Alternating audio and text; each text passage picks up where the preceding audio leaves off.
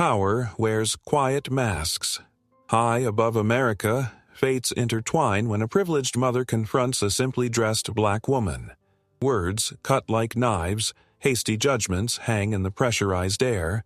Neither knows that in minutes, invisible hierarchies will be brutally exposed, forever changing both their paths. The alarm on Olivia Johnson's phone buzzed at precisely 5 a.m., just as it did every morning. At 42, she had long mastered the art of waking before dawn, a habit formed during those early years when she juggled 3 jobs to put herself through business school. She silenced the alarm and slid out of bed, careful not to disturb the peaceful silence of her penthouse apartment. Today wasn't just any day. It was the quarterly anonymous inspection day, her favorite part of being CEO. As she stood before her expansive closet, Olivia bypassed her usual tailored suits and designer dresses, instead pulling out a pair of well-worn jeans, a simple navy blue t-shirt, and comfortable sneakers. The outfit was deliberately unremarkable, allowing her to blend in with the average traveler. The only hint of her actual status was a small Atlas Airways pin tucked discreetly in her handbag, a reminder of her purpose. As she sipped her morning coffee by the floor-to-ceiling windows overlooking the Atlanta skyline, Olivia's mind drifted back 25 years. She could still smell the harsh cleaning chemicals that had dried her hands as she mopped the floors of Hartsfield-Jackson International Airport. Just 17 then, she would pause whenever a plane took off, watching through the massive windows, as it climbed into the sky, carrying people to destinations she could only dream about. "What you looking at, girl?" Old Mr. Jenkins, the head janitor, had asked her one evening. "Someday, I'm going to fly one of those," she'd replied, pointing to a sleek jet taxiing down the runway. Mr. Jenkins had chuckled kindly. "Aim higher, child. Don't just fly 'em. Own 'em." The memory made Olivia smile. If only Mr. Jenkins could see her now, CEO and majority shareholder of Atlas Airways, the fastest-growing airline in North America and the largest black woman-owned company in the aviation industry. She finished her coffee and gathered her things: a tablet loaded with the company's latest performance metrics, a small carry-on packed for her overnight stay in Chicago, and her regular purse with just her essentials. Today, she was flying on her own airline's mid-morning business route, anonymously inspecting the service quality from booking to baggage claim. Olivia checked her reflection one last time. With her hair pulled back in a simple ponytail and minimal makeup, she looked nothing like the polished executive whose portrait hung in the company headquarters lobby. Perfect. The true measure of her company wouldn't be found in how they treated Olivia Johnson, the CEO, but in how they treated Olivia Johnson, the ordinary passenger in seat 4A. The terminal hummed with the familiar energy of travelers rushing to gates, emotional goodbyes, and the occasional burst of laughter from reunited friends. Olivia moved through it all with practiced ease, her keen eyes taking mental notes on everything from the cleanliness of the floors to the efficiency of the check-in kiosks branded with the Atlas Airways logo, a stylized globe embraced by wings, designed by her own hand during those late nights when Atlas was just a business plan in her studio apartment. She'd checked in online and carried only her small overnight bag, allowing her to bypass the counters and head straight to security. The line moved efficiently. One of her first operational improvements had been investing in additional TSA lanes at major hubs. As she placed her shoes back on after clearing the checkpoint, Olivia discreetly observed an elderly couple struggling with their belongings. A young Atlas employee in a crisp uniform immediately stepped forward to assist them, not hurrying them along, but patiently helping them reorganize their items. Olivia smiled. This was exactly the kind of service culture she had worked relentlessly to instill. At Gate B-17, the boarding process was already underway. First class and elite members were being called forward, followed by military personnel. Olivia waited her turn with the business class passengers, standing behind a family with 2 small children who couldn't contain their excitement about flying. "Welcome to Atlas Airways." The gate agent greeted each passenger with genuine warmth. When Olivia stepped forward and presented her boarding pass, the agent maintained her professional smile. "Enjoy your flight to Chicago, Miss Johnson." Olivia nodded appreciatively. No recognition flickered in the woman's eyes, exactly as it should be. The jet bridge connected to the gleaming Boeing 787 with its distinctive Atlas color scheme. At the aircraft door, a flight attendant checked her boarding pass and directed her to the right aisle. The business class cabin was immaculate, with the new leather seats she'd approved last year. The subtle scent of Atlas's signature lavender-infused cleaning solution, another of her innovations designed to reduce anxiety among nervous flyers, permeated the air. She settled into seat 4A, a window seat offering both privacy and an excellent view of the wing. As she stowed her bag and fastened her seatbelt, a tall flight attendant with a salt and pepper beard approached. "Would you care for a pre-departure beverage, ma'am?" he asked, then paused almost imperceptibly. His eyes widened slightly in recognition, before his professional demeanor resumed seamlessly. Marcus had been with the company for 15 years. He'd been hired before Olivia had acquired the airline. He was one of the few employees who could recognize her out of context. "Just water, please," Olivia replied with a slight, knowing smile. Marcus nodded respectfully, his eyes communicating what his words could not. Her secret was safe with him. The boarding continued smoothly until a commotion at the front of the cabin caught Olivia's attention. Even before seeing the source, she registered the distinctive sound of privilege and distress, the unnecessarily loud voice, the performative sighs, the exaggerated frustration directed at airline staff who were contractually obligated to remain pleasant. "I specifically requested seats near the front," a woman's voice declared, each syllable dripping with indignation. "This is completely unacceptable." Olivia glanced up discreetly, observing as a flight attendant attempted to placate the agitated passenger. The woman looked to be in her late 30s with expensively highlighted blonde hair styled in a perfect bob. She wore designer jeans that probably cost more than most people's entire outfits, paired with a white cashmere sweater and several pieces of flashy jewelry that glinted under the cabin lights. One hand clutched the latest iPhone model to her ear, while the other firmly held the hand of a little girl around 5 years old. "Richard, you won't believe this," the woman continued into her phone, making no effort to lower her voice. "They've completely messed up our seats. I told your secretary to book us in the front row of business class. I have Emma with me, for God's sake." The little girl looked uncomfortable with the attention her mother was attracting. She wore a pretty blue dress with matching ribbons in her hair and kept her eyes downcast, occasionally peering up at the other passengers with an apologetic expression that seemed too mature for her young face. "Ma'am," the flight attendant, a young woman with impressive composure, explained, "I understand your frustration, but we're completely full in business class today.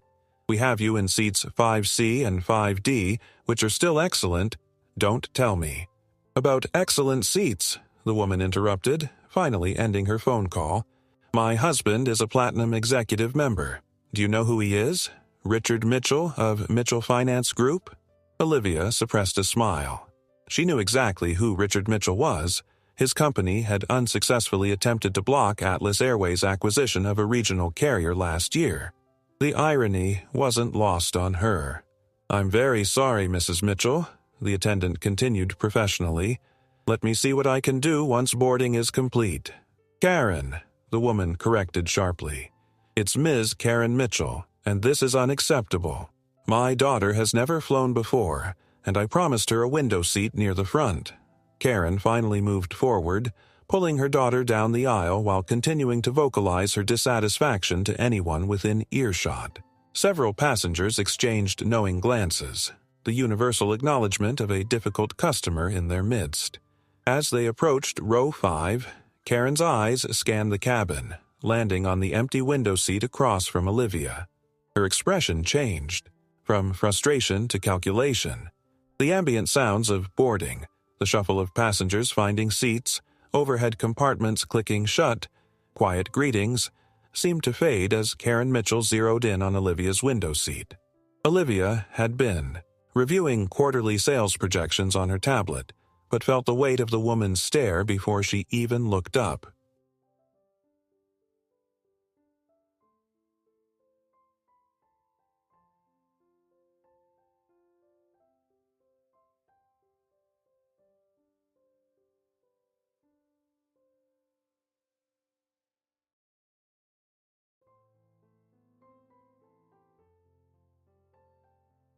"Excuse me," Karen said, her voice pitched to sound polite while maintaining an unmistakable edge of authority. Her stance was that of someone accustomed to getting her way, one manicured hand resting on her daughter's shoulder, the other gesturing toward the window. "Would you mind switching seats? My daughter Emma is flying for the first time, and I promised her she could see the clouds." Olivia looked up, meeting Karen's expectant gaze with a neutral expression. She glanced briefly at the little girl, who was clutching a small stuffed airplane and looking both excited and embarrassed by her mother's approach. "I'm sorry," Olivia replied calmly. "I specifically selected this seat when I booked my flight." She held up her boarding pass as evidence. "I need the window for this trip." Karen's smile tightened, the practiced warmth evaporating from her eyes.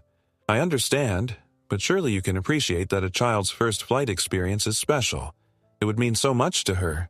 "Mommy, it's okay," Emma whispered, tugging at her mother's sweater. "The other seat looks nice, too." Karen patted her daughter's head without looking down. "No, sweetie, I promised you the window and you're going to get it." She turned back to Olivia, her voice dropping to ensure other passengers wouldn't hear. "Look, our seats are in the middle and aisle. I'm sure you'd be more comfortable there anyway, with easy access to the bathroom." The implication wasn't lost on Olivia. It was a subtle dig, the kind she'd encountered countless times throughout her career, where people made assumptions about her preferences, her status, her very belonging in certain spaces. Olivia set her tablet down and straightened in her seat, maintaining her composure. "I appreciate your situation, but I'm not able to switch. Perhaps the flight attendant can help you find another window seat?" Karen's face flushed slightly. She clearly wasn't used to being refused. "I don't think you understand. We're in business class because my husband is an executive with over 5 million miles on this airline. We were promised proper accommodation. Then I'm sure the airline will do everything possible to accommodate you within reason," Olivia replied evenly. "But this seat is mine for this flight." Several nearby passengers were pretending not to listen, though Olivia noticed a few exchanging glances. Marcus, the veteran flight attendant, was observing the interaction from a few rows away, clearly assessing whether intervention was necessary. Karen's jaw tightened and she squared her shoulders.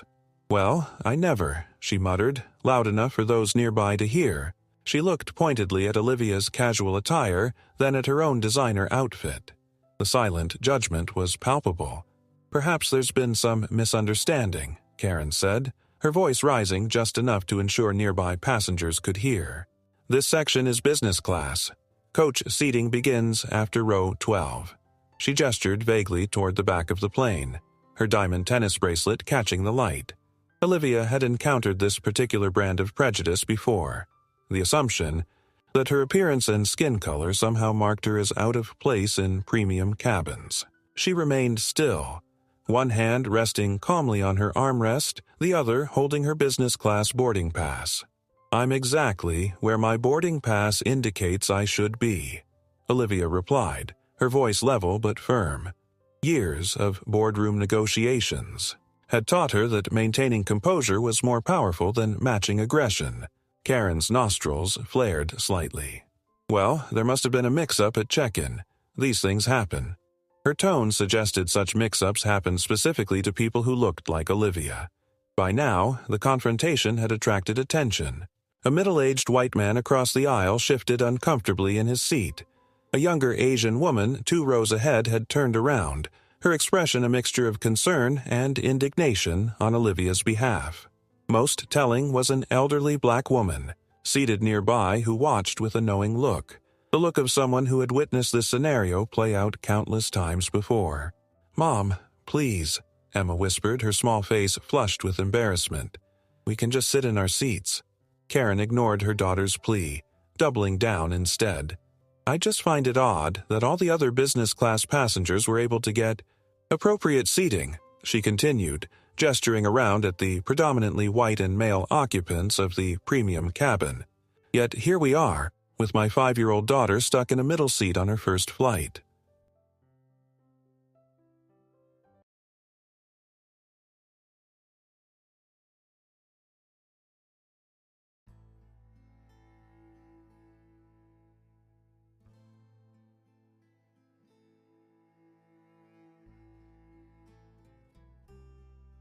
The implication was clear. Olivia didn't belong in business class and therefore should be the one to move. It was the second offense in Karen's pattern of escalating microaggressions. Olivia noticed several passengers discreetly reaching for their phones. In the age of viral videos documenting public confrontations, she recognized the potential for this situation to escalate in ways that could damage both the woman's reputation and, potentially, the airlines. As CEO, Olivia understood the delicate balance between standing her ground and preventing a scene that might harm the company she had built. "My seat was assigned when I booked my ticket," Olivia stated simply, producing her boarding pass again. "As was yours. If you'd like to request different seating, I suggest speaking with the cabin crew." Karen's face hardened as she realized her implied social pressure wasn't working. She glanced around, perhaps seeking allies among the other passengers, but found most averting their eyes or giving her looks that suggested they sided with Olivia. "This is ridiculous," Karen muttered, loud enough for those nearby to hear. "The service on this airline has clearly gone downhill. I knew we should have flown Delta." Marcus, who had been observing the situation from a discreet distance, decided it was time to intervene. With over 15 years of experience handling difficult passengers, he approached with the practiced calm of a diplomat entering negotiations. "Is everything all right here?" he asked, his deep voice carrying a note of authority wrapped in professional courtesy. Karen pivoted toward him immediately, relief washing over her face at finding someone she presumed would resolve the situation in her favor. "Finally, we have a problem with our seating arrangement. My daughter Emma needs a window seat, and I was just explaining to this person that we'd like to switch." Marcus glanced briefly at Olivia, a flicker of recognition in his eyes that was imperceptible to anyone who didn't know to look for it. In 15 years, he had seen Olivia transform from an ambitious young executive who acquired the struggling regional airline to the powerful CEO who built it into an industry leader. He had served her countless times on her incognito flights, always maintaining the professional discretion she valued. "I understand your concern, ma'am," Marcus replied, his tone remaining neutral. "However, our seating assignments are final, unless there's a technical or safety issue. Ms. Johnson has her assigned seat, just as you have yours." Karen's expression soured at not receiving the immediate support she expected. "Do you know who my husband is?" she demanded, falling back on a familiar tactic. "Richard Mitchell is one of your most valuable customers. This is Emma's first flight, and I specifically requested proper seating when we booked." Marcus nodded patiently. "I apologize for any misunderstanding, Ms. Mitchell. Our records show your original booking was for seats 5C and 5D. We do our best to accommodate window preferences, but they aren't guaranteed unless specifically reserved and available at the time of booking." "This is outrageous," Karen huffed. "I want to speak to your supervisor." "I'm the lead flight attendant on this flight," Marcus responded calmly. "I'd be happy to note your concerns in my report, and customer service can follow up with you after we land. For now, I need to ask that you and your daughter please take your assigned seats as we're preparing for departure." Karen's gaze darted between Marcus and Olivia, clearly unhappy with being denied by both. "I can't believe this airline would treat premium customers this way," she said loudly, addressing the comment to the cabin at large. "We pay extra for business class to avoid these kinds of issues." Marcus maintained his professional demeanor. "Perhaps, once we're airborne, if any passengers voluntarily offer to switch, we can revisit the situation. For now, please take your assigned seats, as we need to finish boarding." Little Emma looked up at Marcus with an apologetic expression that seemed far too mature for her 5 years. "I'm sorry, sir," she said quietly. "My mom just wanted me to see the clouds." Marcus smiled warmly at the child. "There are wonderful views from both sides of the aircraft, young lady, and you know what? I'll make sure you get a chance to see the flight deck before we land if that's okay with your mom." Emma's eyes widened with excitement, but Karen merely scoffed, clearly still seething as she guided her daughter toward their assigned seats.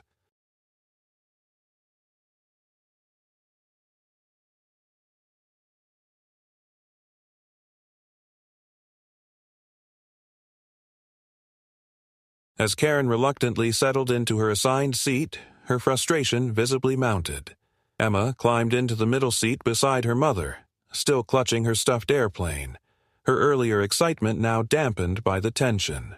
"This is exactly why I never fly Atlas anymore," Karen declared loudly to no one in particular, though her voice was pitched to Carrie. "The service has gone completely downhill since they changed management." Olivia kept her eyes on her tablet, but her ears tracked every word.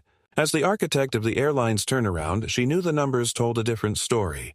Customer satisfaction scores had increased 37% under her leadership, and Atlas now ranked second in the industry for on-time performance.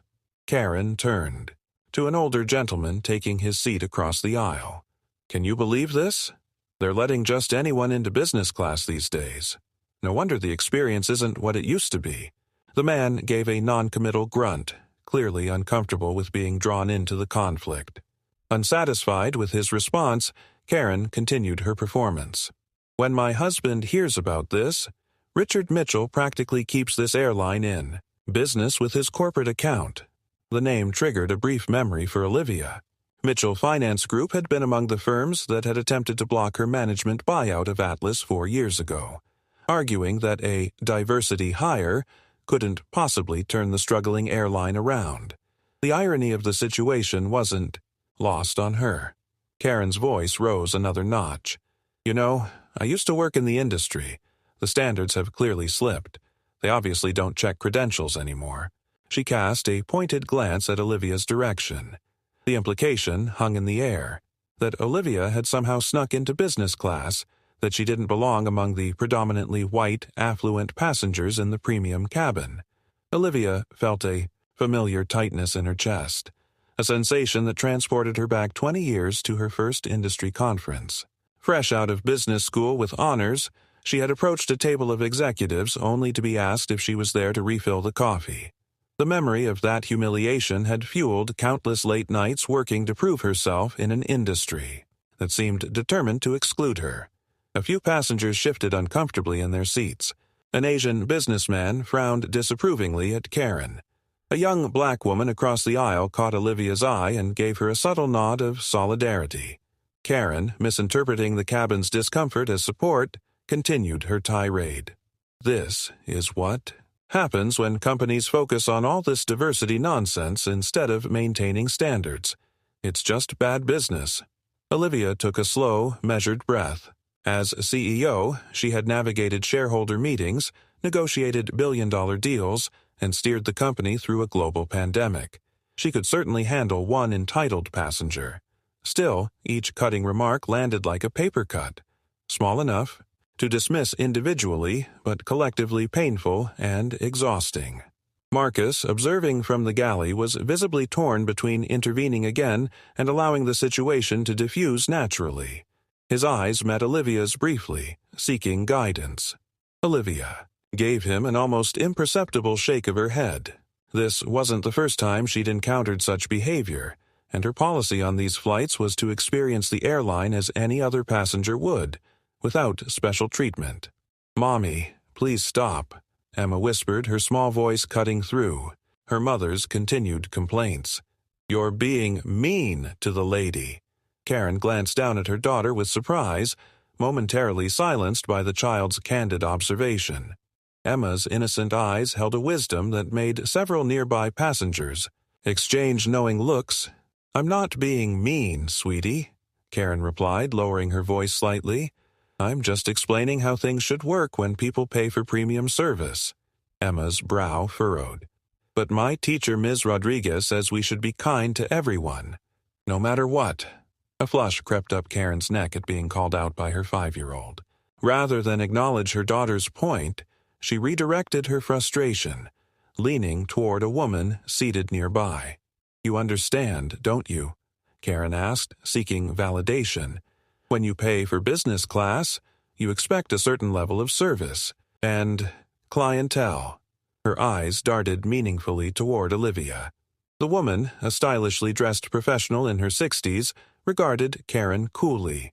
"Actually," she replied in a crisp British accent, I find Atlas Airways service excellent precisely because they treat all passengers with respect. Karen blinked, clearly not expecting pushback. She turned to another passenger, a middle-aged man in an expensive suit. This is ridiculous, isn't it? I mean, look at her. She nodded discreetly toward Olivia. Does she look like she belongs in business class? The man shifted uncomfortably. Ma'am, I really don't think... It's just that my daughter deserves that window seat more. Karen pressed on, keeping her voice just loud enough for Olivia to hear. Some people clearly ended up here by mistake. Olivia continued reviewing documents. On her tablet, her face betraying no reaction to the barrage of insults. But inside, she was cataloging every moment of this experience. Not just for herself, but for all the future changes she would implement to ensure other passengers didn't. Face similar treatment. Emma tugged at her mother's sleeve again. Mommy, the lady was here first. You always tell me not to take things that aren't mine. The simple logic of her daughter's statement seemed to finally penetrate Karen's indignation. She fell silent for a moment, perhaps realizing how her behavior might appear through her child's eyes. The cabin had grown uncomfortably quiet, with several passengers now openly watching the drama unfold. A few had smartphones partially raised, though Atlas's strict privacy policy discouraged recording other passengers without consent. The tension was broken by the captain's voice over the intercom, announcing final preparations for departure. The flight attendants began their final checks, moving through the cabin with professional efficiency. Marcus passed by Olivia's seat, briefly making eye contact as he verified her seatbelt was fastened. There was a question in his eyes, a silent offer to address the situation more firmly. Olivia gave him a subtle smile and the smallest shake of her head. She had built her career by choosing her battles carefully, and this wasn't one worth escalating. Besides, the situation was developing in a way that might prove more educational for Karen than any confrontation could be. Emma was now looking at Olivia with open curiosity, an apology in her young eyes that her mother seemed incapable of offering. Olivia returned the look with a gentle smile, and in that brief exchange, a small alliance formed. Part 9. Catalyst. The aircraft had just reached cruising altitude when the cockpit door opened. Captain James Peterson, a 25-year veteran, pilot whom Olivia had personally promoted to Director of Flight Operations before he requested to return to flying, stepped into the cabin. In his crisp uniform with 4 stripes on each shoulder, he cut an impressive figure as he scanned the business class section.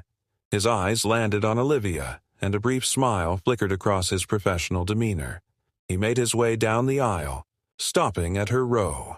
"Ms. Johnson," he said with a respectful nod. "Everything satisfactory with your flight so far?" The question was innocent enough to pass as routine customer service to most passengers, but the formality with which he addressed her caught Karen's attention. She looked up from her magazine, eyes narrowing as she observed the interaction. "Everything's fine, Captain Peterson," Olivia replied calmly. "Just the usual quarterly route check." Captain Peterson nodded, understanding the subtle message to maintain her cover. "Glad to hear it. We have some minor turbulence forecasted over the Great Lakes, but otherwise it should be a smooth flight to Chicago."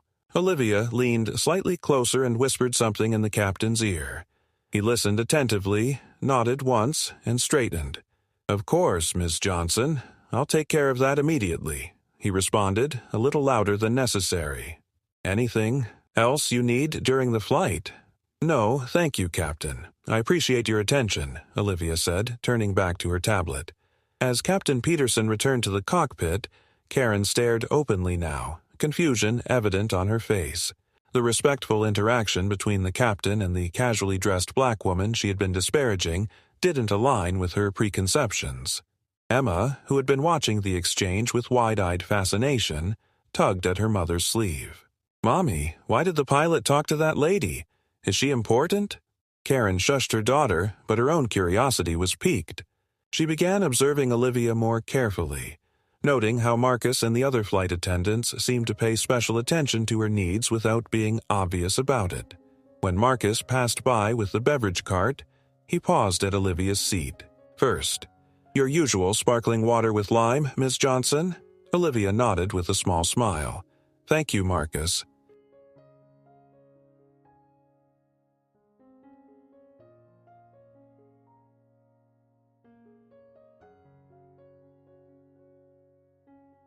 "And how is your new initiative progressing?" he asked conversationally. "The one we discussed last month?" "Very well," Olivia replied. "The board approved it unanimously yesterday." This exchange, seemingly innocent, caused Karen to sit up straighter in her seat.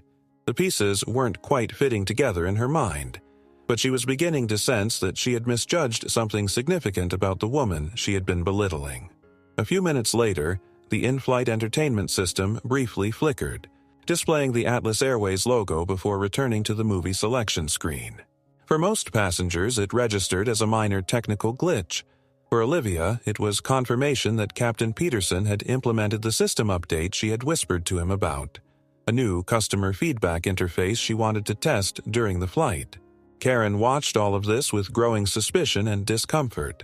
She pulled out her phone, ignoring the airplane mode requirement, and began typing furiously, likely researching who this Ms. Johnson might be. The revelation began to unfold. When Sarah Chen, Atlas Airways' Senior Vice President of Customer Experience, boarded the flight from the rear entrance during the brief stop in Cleveland. This unusual mid-journey addition wasn't noticed by most passengers, who were either dozing or absorbed in their entertainment systems. Sarah, dressed in a tailored charcoal suit with the Atlas executive pin on her lapel, moved purposefully through the cabin. She carried a leather portfolio embossed with the company logo and paused when she reached the business class section, scanning the seats until she spotted Olivia. "Ms. Johnson," she said, approaching with professional urgency. "I apologize for interrupting your inspection flight, but we need your signature on the new safety protocol documents before they can be implemented system-wide." Karen's head snapped up at the word inspection, her eyes widening as she watched the interaction unfold. Olivia maintained her composure, though this wasn't part of the usual protocol for her incognito flights. Typically, her executive team respected these journeys as sacrosanct, a chance for her to experience the airline as a regular passenger would. "I thought we agreed these would wait until my return to headquarters, Sarah," Olivia said, her tone gentle but with an undercurrent of authority that made it clear who was in charge. "The FAA moved up their deadline, ma'am," Sarah explained, presenting the portfolio. "They need the CEO's signature today if we want to roll out the changes next week." The word CEO hung in the air like a thunderclap. Several passengers who had been pretending not to eavesdrop suddenly looked up with interest. Karen's mouth fell open, her complexion paling visibly as the implications of what she was hearing sank in. Olivia accepted the portfolio, quickly reviewing the documents within. "These look fine," she said, signing her name with the elegant fountain pen Sarah provided. "Please make sure the training materials reflect the updated procedures before distribution." "Yes, ma'am," Sarah replied. "Also, the acquisition team called. Midwest Regional accepted our offer. We'll be adding 27 new routes to our network by next quarter." Olivia smiled. This was genuinely good news she hadn't expected today. "Excellent. Please schedule a team celebration when I return. Everyone worked hard on this deal." As Sarah accepted the portfolio back, she lowered her voice slightly. "I'm sorry to break protocol by coming on board during your incognito flight. The board insisted." "It's all right," Olivia assured her. "Sometimes even CEOs have to adapt to changing circumstances." Sarah nodded respectfully before making her way back through the cabin. The dynamic between the two women made it abundantly clear to everyone watching that Olivia Johnson was someone of significant authority within Atlas Airways. Karen sat frozen in her seat, the color draining from her face as the pieces fell into place. She leaned toward her daughter and whispered something that made the little girl's eyes grow wide with surprise. "Are you the boss of the airplane?" Emma asked Olivia directly, her innocent voice carrying in the quiet cabin. Before Olivia could respond, Karen interrupted, her voice strained with the effort of sounding pleasant. "Emma, don't bother Ms. Johnson. She's very busy." The complete reversal in Karen's tone, from condescending to deferential, wasn't lost on the surrounding passengers, several of whom exchanged knowing smiles. Olivia turned toward the little girl, her expression warm. "It's a fair question, Emma, and yes, in a way, I am."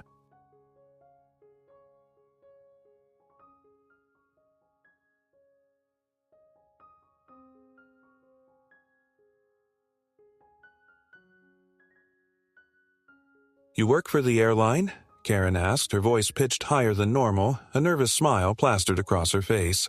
The transformation in her demeanor was remarkable. Gone was the entitled indignation, replaced by an anxious attempt at damage control. Olivia regarded her with a measured look. "In a manner of speaking," she replied, deliberately echoing the dismissive phrase a white male executive had used 20 years ago when she'd applied for her first corporate position in the aviation industry. The symmetry wasn't lost on her. Karen swallowed hard, clearly caught between wanting more information and fearing confirmation of what she was beginning to suspect. I didn't realize. You're in management, then?" A flight attendant passing by overheard the question and barely suppressed a smile before continuing down the aisle.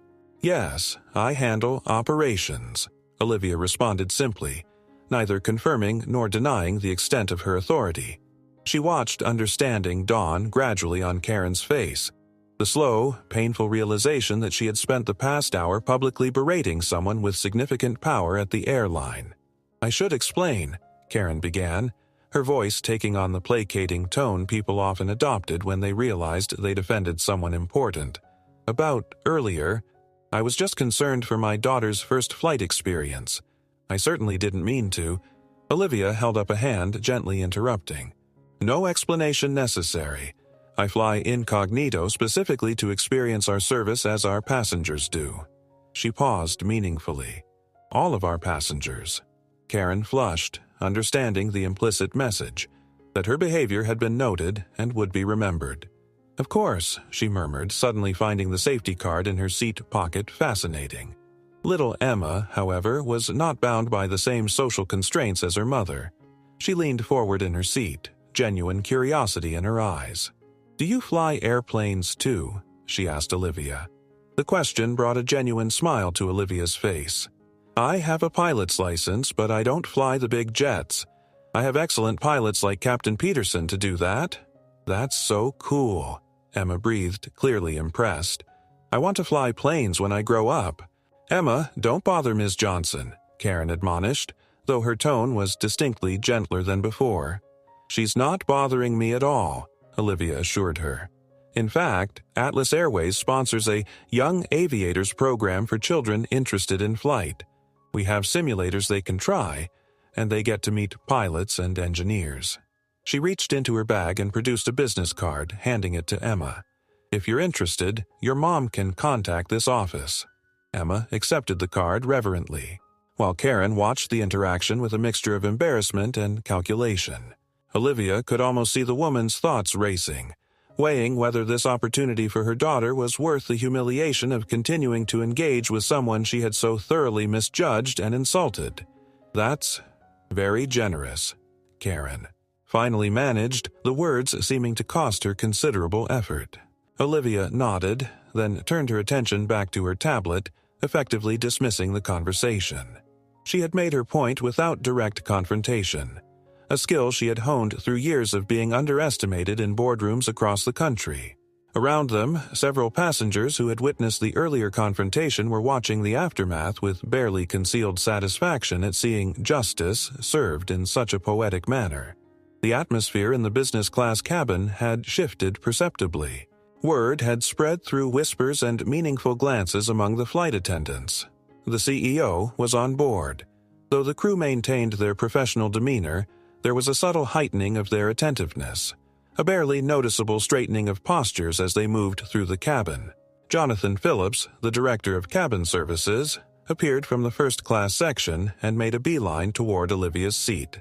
Tall and impeccably groomed, he carried himself with the confidence of someone who had risen through the ranks through merit rather than connections, one of Olivia's first executive hires after taking control of the airline. "Madame President," he said, his voice pitched low but still audible to those in nearby seats, including Karen. "I hope your flight has been satisfactory so far." "It has been enlightening, Jonathan," Olivia replied with a slight smile.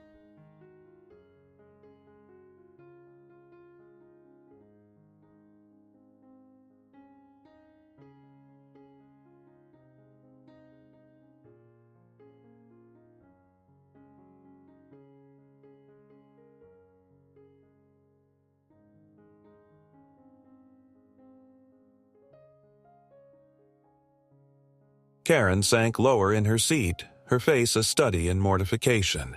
Several passengers were now openly watching the interaction, piecing together what was happening. An elderly businessman across the aisle raised his eyebrows in recognition, clearly familiar with corporate structures. "Madame President," he repeated under his breath, "not just management. The President." Jonathan produced a tablet of his own. "I've taken the liberty of preparing the new cabin crew rotation schedules for your approval, and Chef Martinez wanted me to personally offer you a preview of next quarter's business class menu." He gestured to a flight attendant who approached with a tray bearing several elegantly presented small plates.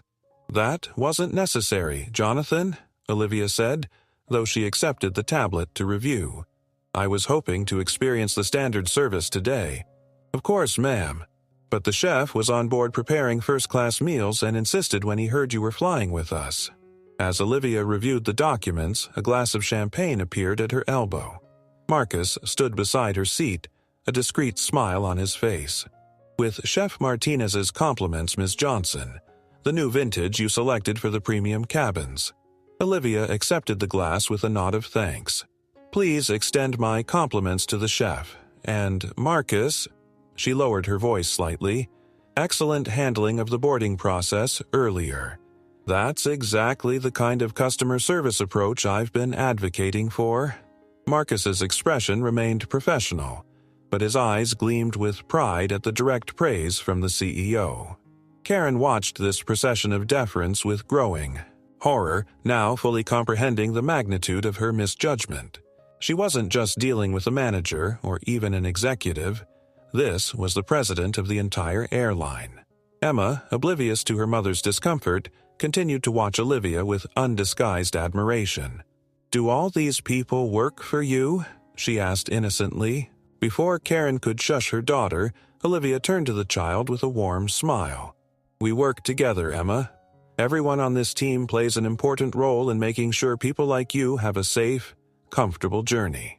The way Olivia engaged with her daughter, with genuine respect rather than condescension, seemed to affect Karen deeply. She watched the interaction with a complex expression that suggested she was reevaluating not just her assumptions about Olivia, but perhaps about herself as well.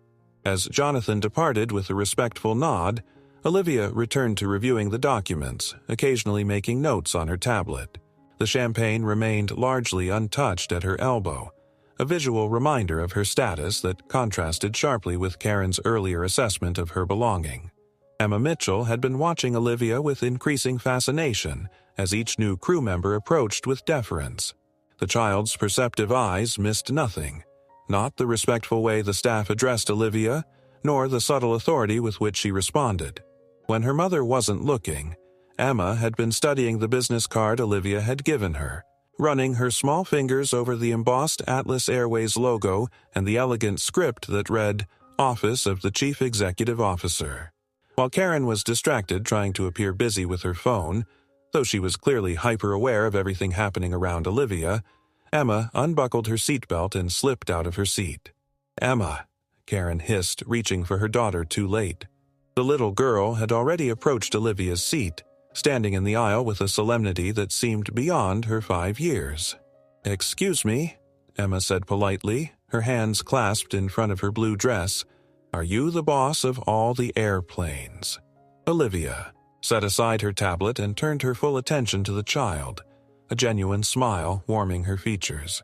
It was the same smile that had appeared on business magazine covers, the same expression of engaged interest she brought to conversations with world leaders and janitors alike, a quality that had earned her as much respect as her business acumen. "I am," Olivia confirmed, lowering herself slightly to meet Emma's eye level.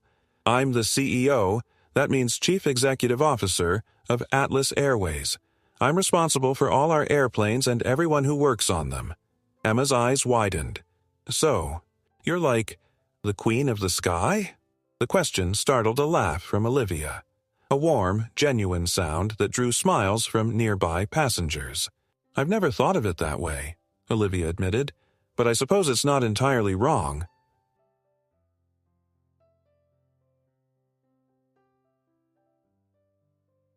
Karen had risen from her seat and approached cautiously, her expression a complex mixture of maternal concern and social anxiety.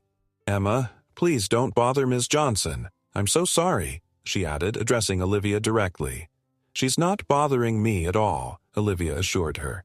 Then, turning back to Emma, did you have another question? Emma nodded solemnly. If you're the boss, why didn't you tell Mommy? She was being... The child paused, searching for the right word. Not nice. A hush fell over the nearby seats. Karen's face flushed deep crimson. Emma, that's enough, she said sharply, reaching for her daughter's hand, but Olivia gently intervened. It's a very good question, Emma. Would you like to know the answer? Emma nodded eagerly. Sometimes, Olivia explained, it's important to see how people act when they don't know who you are. It shows their true character.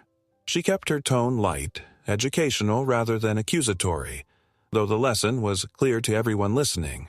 When I travel like this, in regular clothes without announcing who I am, I learn important things about my airline and how passengers experience it. Emma considered this with surprising thoughtfulness. Like a secret boss, she concluded. Exactly like that, Olivia agreed. An undercover boss. The child's brow furrowed in concentration. But Mommy was wrong about you. She thought you didn't belong here. Karen looked as though she wanted the floor to open up and swallow her whole. Emma, please, she whispered desperately. Olivia maintained her composure, addressing Emma with the same respect she'd show any adult. Many people make judgments based on what they see on the outside. But what matters most is who people are on the inside. Their knowledge, their skills, their character. Emma nodded sagely. Like in my book, the princess disguises herself as a peasant to find out who's really kind. Exactly like that, Olivia agreed, impressed by the child's quick understanding. Karen, seeming to find her voice at last, placed a gentle hand on her daughter's shoulder. Emma, honey, Miss Johnson is very busy. We should let her work. Actually, Olivia said, checking her watch, we'll be starting our descent soon. Emma, would you like to see something special before we land? The cabin had fallen into a hushed anticipation, the kind of weighted silence that descended when passengers sensed they were witnessing something significant. Olivia stood, smoothing her simple jeans and t-shirt, the casual disguise that had led Karen to so gravely misjudge her. With a gentle gesture, she invited Emma to walk with her toward the front of the plane. As they passed Karen, Olivia paused, meeting the woman's eyes directly for the first time since the initial confrontation. No words were exchanged, but volumes were communicated in that brief moment.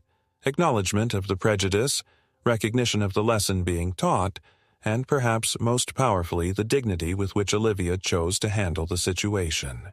Karen's eyes dropped first, unable to maintain contact in the face of such composed authority. Her lips parted as if to offer another apology, but no words emerged. What could be said that wouldn't sound hollow after her earlier behavior? As Olivia and Emma continued forward, the other passengers' reactions told their own story. A silver-haired black woman in her 70s watched with undisguised pride, nodding slightly as Olivia passed, a silent acknowledgement of barriers broken and ceilings shattered. Two young professional women of color exchanged meaningful glances, clearly finding inspiration in witnessing such graceful power. Even more telling were the reactions of the white male executives who dominated the business-class cabin. Some nodded with respect, others seemed thoughtful, perhaps re-evaluating their own assumptions. One man in an expensive suit who had been watching the entire situation unfold leaned toward his colleague and whispered something that made them both look at Olivia with new appreciation. The flight attendant's body language transformed subtly as Olivia passed, their professional courtesy warming with genuine respect. Marcus walked slightly ahead, preparing the way with quiet efficiency. The crew's interactions revealed a corporate culture that clearly valued their leader, not merely feared her authority. Emma skipped alongside Olivia, oblivious to the sociological tableau playing out around them. "Do I get to see where the pilots sit?" she asked excitedly. "You do," Olivia confirmed. "Captain Peterson is expecting us." Karen remained in her seat, visibly processing the implications of everything that had transpired. Her expression cycled through embarrassment, discomfort, and something that might have been the beginning of self-reflection. Several times, she glanced at her phone, perhaps considering whether to call her husband, then thought better of it. A businessman seated near Karen leaned slightly toward her. "That's Olivia Johnson," he said quietly. "Built Atlas from a struggling regional carrier into a major airline. First black woman to head a Fortune 500 company in this industry." Karen nodded stiffly, clearly wishing to be anywhere else in that moment. "Read about her in Forbes last month," the man continued, either oblivious to Karen's discomfort or perhaps deliberately extending it. "Started as a janitor at an airport. Now she's worth over $500 million. Remarkable woman." Each word seemed to land like a physical blow.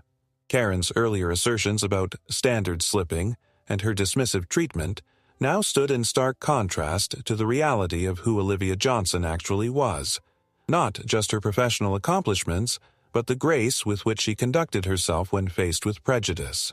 At the front of the cabin, Olivia turned back briefly, surveying her airline through the eyes of both CEO and incognito passenger. Her gaze passed over Karen without lingering, already focused on the improvements she would implement based on today's experience. In that moment, the power dynamic that Karen had so confidently misread was silently but definitively corrected. The aircraft intercom crackled to life as Olivia and Emma disappeared into the cockpit. Captain Peterson's authoritative voice filled the cabin. "Ladies and gentlemen, this is your captain speaking. We'll be beginning our descent into Chicago O'Hare International in approximately 15 minutes.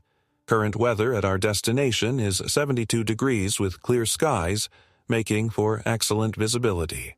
There was a brief pause before he continued, his tone warming noticeably.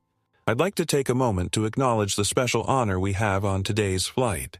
For those who may not be aware, we are privileged to have with us Dr. Olivia Johnson, the founder and chief executive officer of Atlas Airways." A murmur of interest spread through the cabin. Those who had witnessed the earlier confrontation exchanged knowing glances, while other passengers looked around curiously. "Under Dr. Johnson's leadership," Captain Peterson continued, "Atlas has grown from a small regional carrier to the nation's fifth largest airline and the largest minority and woman-owned business in the aviation sector.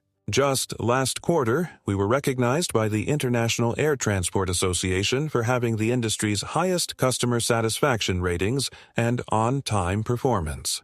Karen's posture had gone rigid, her eyes fixed straight ahead as the captain essentially confirmed everything she had denied about Olivia. Her importance, her accomplishments, her rightful place not just in business class but at the very helm of the company. Dr. Johnson frequently travels anonymously on our routes as part of her commitment to experiencing our service exactly as our customers do.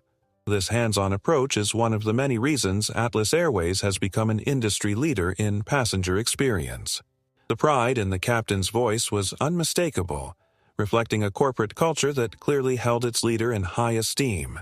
Dr. Johnson has also pioneered several industry-leading initiatives, including our Young Aviators program, which encourages children, especially young girls and children from underrepresented communities, to pursue careers in aviation. In fact, I understand she's currently giving a special young passenger a tour of the flight deck. At this, several passengers smiled, touched by the gesture toward Emma despite her mother's earlier behavior. We at Atlas consider it a privilege to work under Dr. Johnson's leadership. Her journey from airport janitor to CEO is an inspiration to our entire team, and her commitment to excellence, diversity, and innovation has transformed not just our airline, but the industry as a whole. The announcement concluded with routine information about landing procedures, but the impact of the captain's words lingered in the cabin. The public recognition had transformed what might have been a private lesson for Karen into a moment of communal acknowledgement of Olivia's accomplishments and the barriers she had overcome. Marcus moved through the cabin, preparing for landing. As he passed Karen's row, he paused briefly. "Miss Mitchell, your daughter is in good hands. Captain Peterson and Dr. Johnson will bring her back before we begin." Karen nodded mutely. Her earlier bravado completely evaporated. An elderly black woman seated nearby caught Marcus's attention. "Young man," she said, her voice carrying the weight of decades of experience, "please tell Dr. Johnson that some of us have been waiting a long time to see someone like her in charge. Makes an old woman proud." Marcus smiled warmly. "I'll be sure to pass that along, ma'am." As the seatbelt sign illuminated and the aircraft began its gradual descent toward Chicago, the mood in the cabin had transformed. What had begun as an uncomfortable confrontation had evolved into something more profound, a lesson in prejudice, power, and the quiet dignity of leadership that none of the passengers were likely to forget. When Olivia returned to the cabin with Emma, the little girl's face was illuminated with excitement. She clutched a pair of plastic pilot's wings pinned to her dress and walked with the careful dignity of someone who had just been entrusted with important knowledge. "Mommy!" Emma exclaimed as she bounced back to her seat. "I got to sit in the captain's chair, and Miss Olivia showed me how the controls work. Did you know they have to study for years to learn all the buttons?" Karen managed a tight smile for her daughter while avoiding Olivia's gaze. "That's wonderful, sweetie. Did you thank Ms. Johnson for the special tour?" "She did," Olivia confirmed, pausing by their row. "She was a perfect guest in the cockpit. You have a very bright daughter, Miss Mitchell," she asked some impressively. Technical questions about the navigation systems. Karen finally looked up, meeting Olivia's eyes. The forced pleasantness on her face couldn't mask the complexity of emotions beneath: embarrassment, defensiveness, and perhaps a dawning recognition of her own biases. Thank you," she said stiffly, "and I want to apologize for earlier. I had no idea who you were." The statement hung in the air, revealing more than Karen perhaps intended. The implication was clear. Her behavior would have been different had she known she was addressing the CEO. Olivia regarded her thoughtfully. "That's precisely the point, isn't it? We shouldn't need to know someone's title or position to treat them with basic respect." Karen flushed. "I didn't mean—" "I think you did," Olivia said quietly, her tone not unkind but unflinchingly honest, "and that's something worth reflecting on." Karen swallowed hard. "Look, I've had a stressful week. My husband's company is undergoing a major acquisition, and I'm just trying to get my daughter to her grandparents in Chicago. I would never normally speak to someone the way you spoke to me," Olivia finished for her. "I think we both know that's not true." The directness of the statement silenced Karen momentarily. Olivia continued, her voice low enough that only Karen and perhaps the immediately adjacent passengers could hear. "Did you know that your husband's firm, Mitchell Finance Group, tried to block my acquisition of this airline 4 years ago? They argued to the board that a company led by, how did they phrase it, a diversity hire with limited executive experience couldn't possibly succeed in this industry." Karen's eyes widened in shock. "I had no idea," she whispered. "I worked in HR for Continental before Emma was born, but I've been out of the industry for years." "It's a small world," Olivia observed. "The finance group failed, obviously. Atlas's stock has tripled since I took over. Our customer satisfaction scores lead the industry, and we've expanded to 47 new international routes." She delivered these facts not as a boast, but as simple statements of record. Karen seemed at a loss for words, the full weight of her misjudgment now apparent. Emma, who had been listening to this exchange with the keen attention of a child who understood more than adults gave her credit for, looked up at her mother. "Does this mean Miss Olivia proved everyone wrong?" Olivia smiled at the child's perceptiveness. "Everyone has to prove themselves, Emma. Some of us just have to do it more often than others." Karen looked from her daughter to Olivia, something shifting in her expression, a crack in the facade of privilege and assumption that had governed her interactions. I think I owe you a more genuine apology than the one I offered earlier."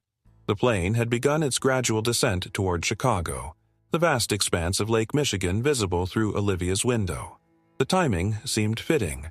A conversation about perspective unfolding as the Earth itself came into clearer view from above.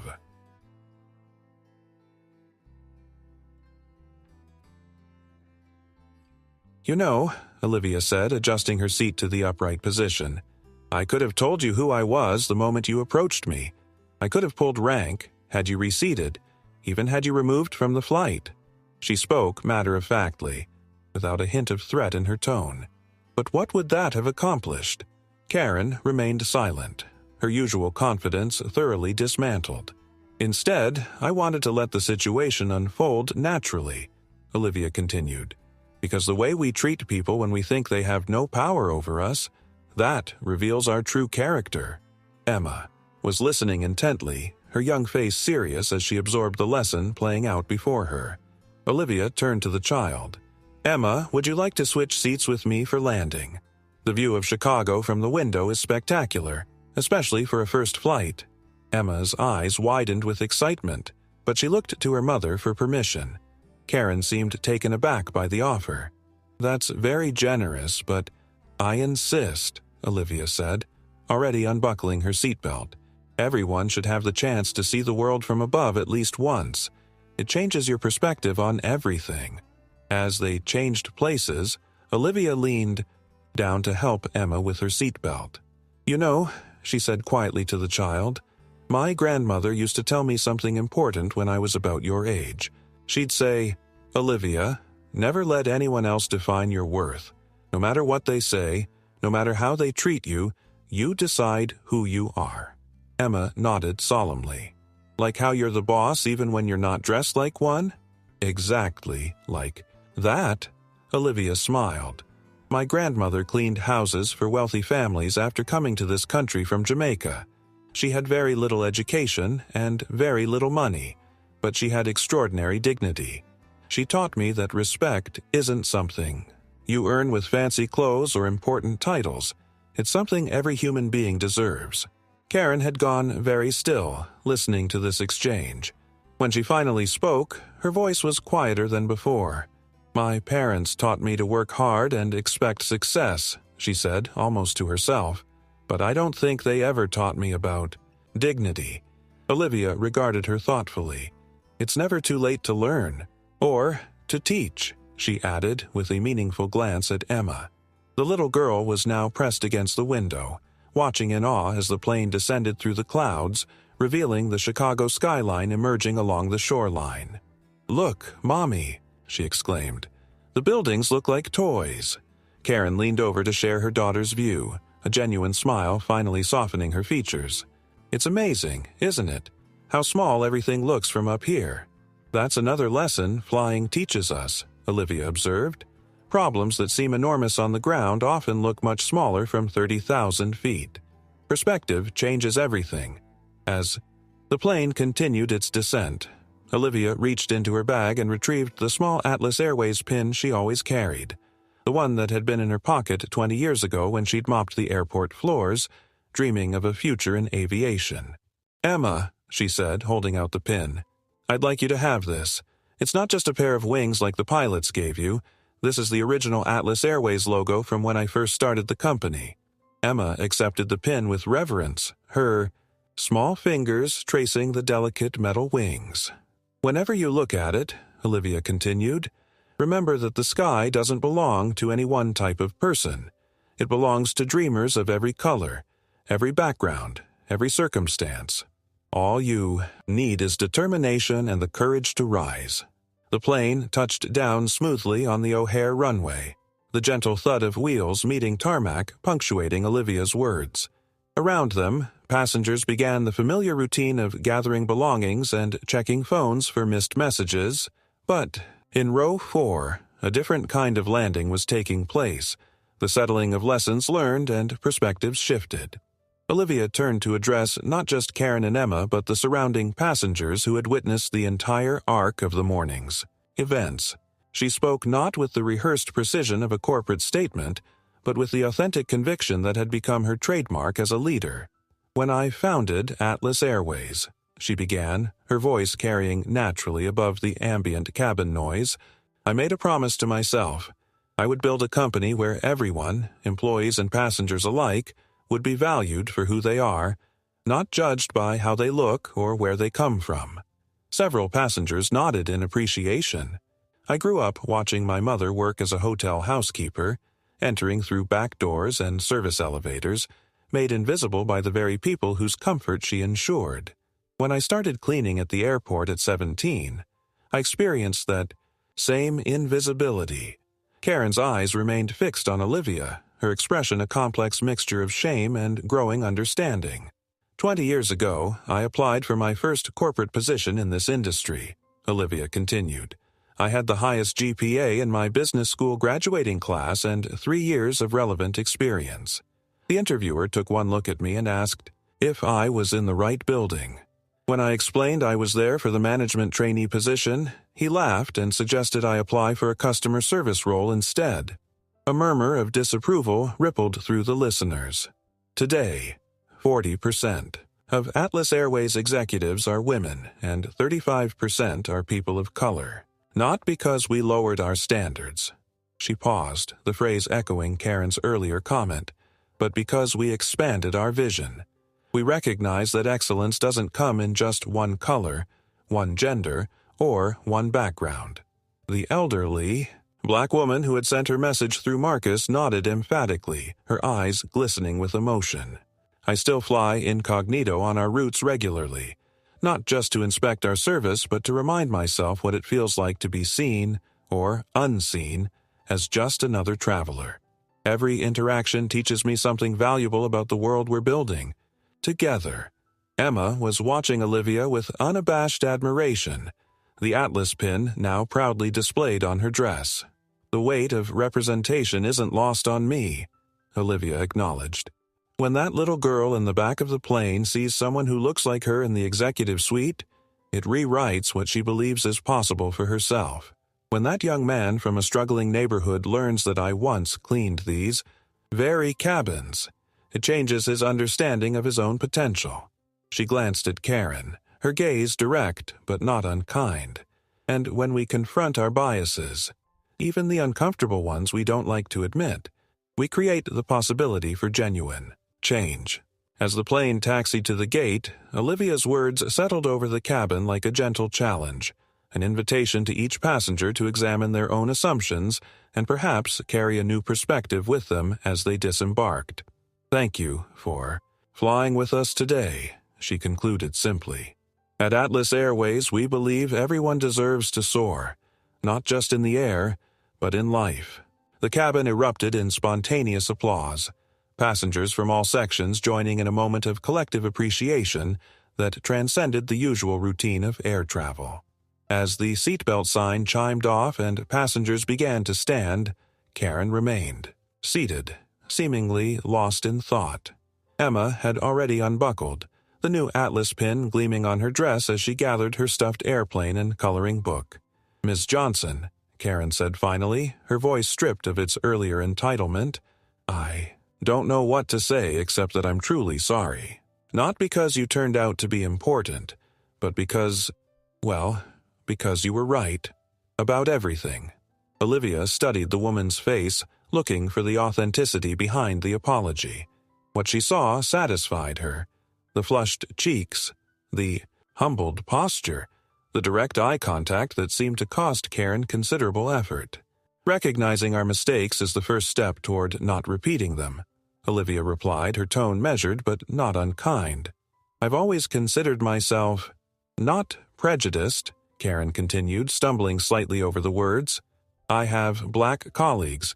I support diversity initiatives at Richard's company, but today showed me something about myself that I'm not proud of."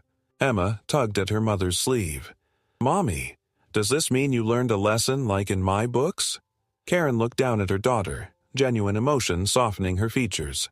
"Yes, sweetheart. Mommy learned a very important lesson today." Turning back to Olivia, she continued, "My daughter sees things so clearly. She knew from the beginning that the way I was acting was wrong.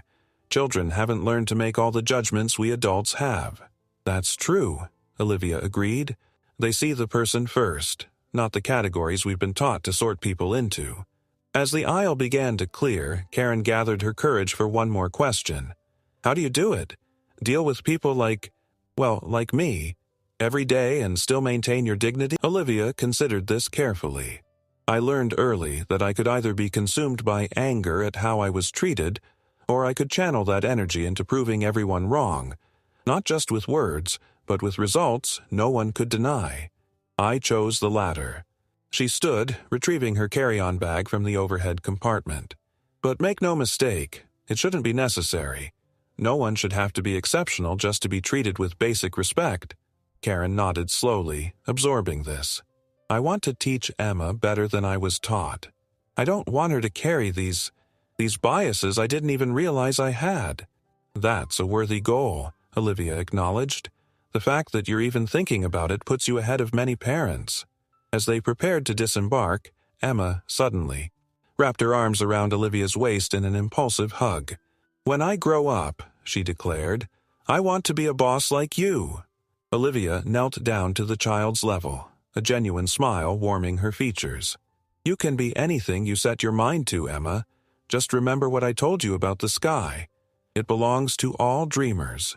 Karen watched this interaction with a new awareness, seeing her daughter's admiration for this powerful black woman through fresh eyes. Something had shifted in her world today. A comfortable certainty disrupted. A perspective tilted just enough to reveal blind spots she hadn't known existed. Thank you, she said quietly as they moved toward the exit. Not just for being kind to Emma after how I behaved, but for making me see something important. As they reached the aircraft door, Captain Peterson and several crew members stood in a line, bidding farewell to their CEO and the other passengers. The respect in their eyes as they nodded to Olivia spoke volumes about the corporate culture she had built, one based on mutual respect rather than fear or mere authority. Emma proudly showed the captain her new Atlas pin. Ms. Olivia gave it to me. She says I can fly planes too someday. She's absolutely right, Captain Peterson replied with a warm smile, and Atlas Airways will be lucky to have you. The jetway hummed with activity as passengers streamed toward the terminal, the brief community formed during the flight already dissolving as everyone returned to their individual journeys. Olivia walked alongside Karen and Emma, their unlikely connection prolonging what would normally be a brief, forgettable interaction between strangers. We have a corporate education program, Olivia said, reaching into her bag and extracting a business card, different from the one she'd given Emma earlier. This one was embossed with the Atlas logo and her full title, Dr. Olivia Johnson, Chief Executive Officer. It's called Perspectives in Flight. We developed it after our research showed that diverse teams consistently outperform homogeneous ones, but only when they've been given tools to recognize and address unconscious bias. She handed the card to Karen. Mitchell Finance Group might find it valuable. Despite our past differences, I believe in offering everyone the opportunity to grow. Karen accepted the card with a nod, seemingly at a loss for words at this final gesture of both authority and reconciliation. As they reached the end of the jetway, the bustle of O'Hare Airport spread before them, a microcosm of humanity rushing in all directions, each person carrying their own story, their own biases, their own potential for change. This is where we part ways, Olivia said. Emma, remember what we talked about in the cockpit. The most important instruments aren't the gauges and screens, but the eyes that see beyond what's immediately visible. Emma nodded solemnly, clutching her stuffed airplane with one hand and her mother's hand with the other. Ms. Mitchell, Olivia continued, extending her hand professionally. I hope your stay in Chicago is pleasant. Karen hesitated only briefly before taking the offered hand. And I hope your inspection trip yields valuable insights for the company. A small smile played at the corners of Olivia's mouth. It already has. With that, she turned and moved purposefully through the terminal. Just another traveler to most observers, her deliberate anonymity restored until her next flight. Karen watched her go, then looked down at her daughter. What do you think, Emma? Should we tell Grandma and Grandpa about our adventure today?" "Yes," Emma exclaimed. "And I'm going to tell them I'm going to be a pilot and then own the whole airline, just like Ms. Olivia." Karen's smile held a new warmth. "You know what, sweetheart? I believe you will."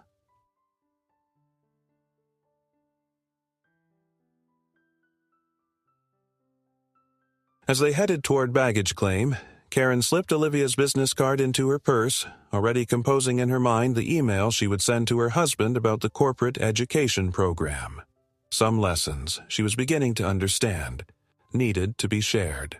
Meanwhile, Olivia had already reached another gate, checking her watch as she joined the boarding line for her connection to Dallas, another anonymous inspection on another Atlas Airways flight.